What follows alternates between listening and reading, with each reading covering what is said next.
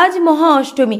সকাল থেকেই বিভিন্ন মন্দির প্রাঙ্গণে দর্শনার্থীদের উপচে পড়া ভিড়, তারই সাথে চলছে পুষ্পাঞ্জলিও।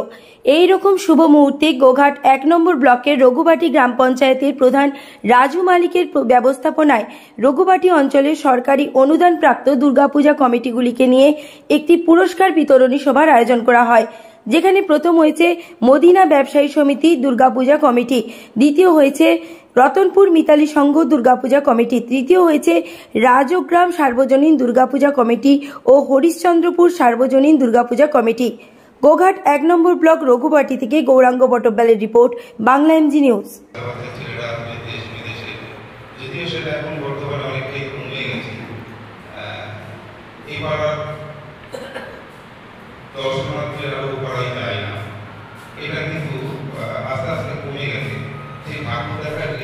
বলছি, আজকে আপনার অঞ্চলের সমস্ত দুর্গাপুজো কমিটিরা আপনার অঞ্চলে এসেছিলেন, ওনাদেরকে নিয়ে কি করলেন? হ্যাঁ, আজকে রঘুবাটি গ্রাম পঞ্চায়েতের ব্যবস্থাপনায় রঘুবাটি অঞ্চলের যে সমস্ত দুর্গোৎসব কমিটিগুলো আছে, যারা সরকারি অনুদান প্রাপ্ত, তাদেরকে নিয়ে আমরা মহালয়ার দিন সূচনা করেছিলাম বর্ণাঢ্য শোভাযাত্রা আকারে। তারপর আমরা বিগত ২ বছর ধরে করে আসছি।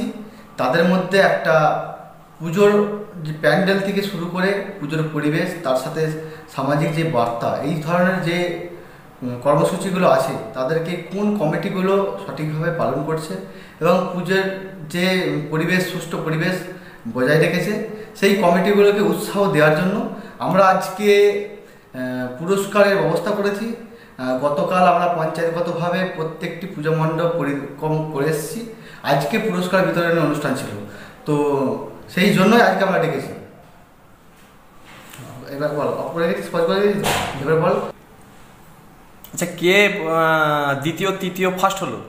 হ্যাঁ, প্রথম হয়েছে আমাদের মদিনা ব্যবসা সমিতি সার্বজনীন দুর্গোৎসব কমিটি, দ্বিতীয় হয়েছেন রতনপুর মিতালি সংঘ সার্বজনীন উৎসব কমিটি এবং তৃতীয় হয়েছেন যুগ্মভাবে সেটা রাজগ্রাম দুর্গোৎসব কমিটি এবং হরিশ্চন্দ্রপুর সার্বজনীন দুর্গোৎসব কমিটি।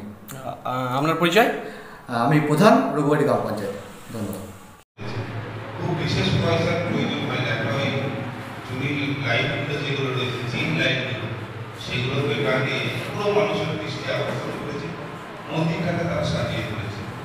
এই যে অল্প টাকাতেও কীভাবে কিছু করা যায় এবং মানুষের দৃষ্টি আকর্ষণ করা যায়, সেটা কিন্তু করা যায়, কিন্তু আমাদের কোথাও একটা অনীহা ভাব যে এতগুলো টাকা খরচা করে দেবো। এই পিছনে দেখুন, পূজা মানে ৪ দিনের বা কি ৫ দিনের একটা আনন্দ। বাচ্চা বাচ্চা ছেলেরা আসবে দেশ বিদেশে, যদিও সেটা এখন বর্তমানে